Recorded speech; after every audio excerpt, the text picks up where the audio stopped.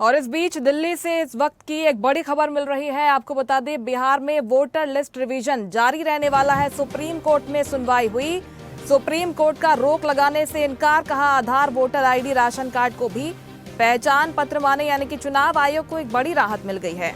Supreme court ने बिहार विधानसभा चुनाव से पहले वोटर लिस्ट के रिवीजन पर रोक लगाने से इनकार कर दिया है। इसके साथ ही ये भी सुप्रीम कोर्ट ने कहा कि आधार, वोटर आईडी, राशन कार्ड को भी पहचान पत्र माने। अब अगली सुनवाई 28 जुलाई को होने वाली है, इसका इंतजार रहेगा। लेकिन बड़ा अपडेट हम आपको दे रहे हैं दिल्ली से। बिहार में वोटर लिस्ट रिवीजन का मामला, इस मामले में सुप्रीम कोर्ट में सुनवाई हुई। 10 याचिकाओं पर सुनवाई हुई और चुनाव आयोग को सुप्रीम कोर्ट से एक बड़ी राहत मिल गई है। वोटर लिस्ट रिवीजन जारी रहेगा, सुप्रीम कोर्ट ने यह साफ कर दिया है। संवैधानिक संस्था के काम पर हम रोक नहीं लगा सकते। अगली सुनवाई 28 जुलाई को होनी है। इसके साथ ही आधार, वोटर कार्ड, राशन कार्ड शामिल हो दस्तावेजों में, ये भी सुप्रीम कोर्ट की तरफ से कहा गया है। तो तमाम राजनीतिक दलों की तरफ से याचिकाएं लगाई गई थी और आज सुप्रीम कोर्ट में इन याचिकाओं पर सुनवाई हुई है। चुनाव आयोग को सुप्रीम कोर्ट से बड़ी राहत इसलिए मिली है क्योंकि बिहार में चुनाव होने हैं। इसकी खबर पर ज्यादा बातचीत के लिए सीधे रुख करते हैं दिल्ली से। संवाददाता मनोज शर्मा फोन लाइन पर हमारे साथ जुड़ गए हैं।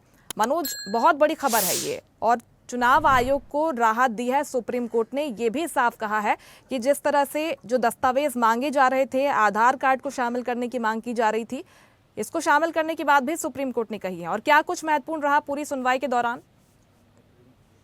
देखिए, आज सुप्रीम कोर्ट में जो बिहार प्रकरण को लेकर ये सामने आई है सारी चीजें, तो उसमें सुप्रीम कोर्ट ने कहा है कि सारी चीजें जो है जल्दबाजी प्रक्रिया में आती हैं और SIR की सुनवाई, इसको बोला गया बिहार में स्पेशल इन्वेस्ट रिवीजन के नाम से, इस पर याचिका दर्ज ने वोटर लिस्ट पुनः निरीक्षण की जो बात की, उस पर सवाल उठाए थे। इसी को लेकर आज कोर्ट में सुनवाई हुई और कोर्ट ने कहा कि ये सारी चीजें जल्दबाजी की हैं। इसको कोर्ट ने बड़ा सीरियस लिया और आगे की सुनवाई में फैसला जो भी होगा वो देखने वाली बात होगी। अगली जो तारीख है वो उसमें 28 जुलाई होगी और उसमें वोटर लिस्ट और राशन कार्ड को शामिल करने की जहां तक बात है उसको शामिल किया जा सकता है, ऐसा सुप्रीम कोर्ट का कहना है। लेकिन जिस तरह से इसको पेश किया गया है, जो वकील हैं गोपाल शंकरन, उन्होंने कहा कि वोटर लिस्ट रिवीजन का प्रावधान कानून में मौजूद है, बावजूद इसके सुप्रीम कोर्ट ने उसको कहा कि ये सारी चीजें जल्दबाजी होंगी। इसमें 28 तारीख लगाई है, उसमें सुनवाई जो होगी वो देखने वाली बात होगी। जी बिल्कुल, निश्चित तौर पर एक बड़ा फैसला यहाँ पर आज लिया गया है। मनोज, बहुत शुक्रिया आपका तमाम जानकारी के लिए। तो बिहार में वोटर लिस्ट रिवीजन मामला लगातार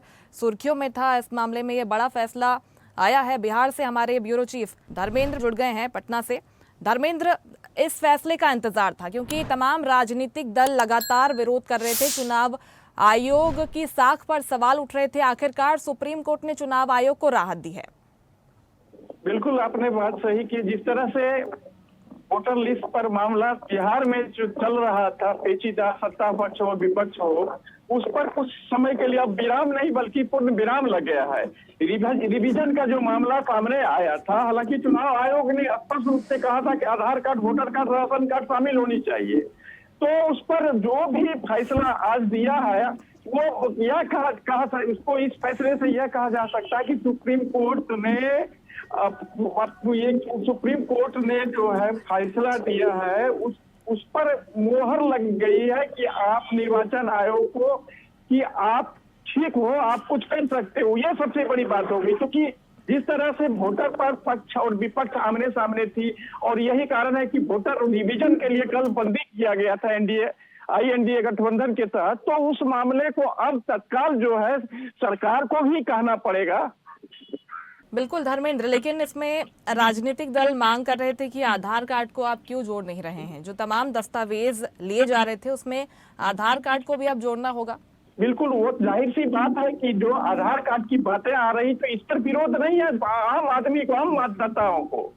राशन कार्ड, आधार कार्ड, बैंक का जो है, ये सारा चीज देने के लिए तैयार है। इसमें किसी भी मतदाताओं को कोई किसी तरह का परेशानी नहीं है।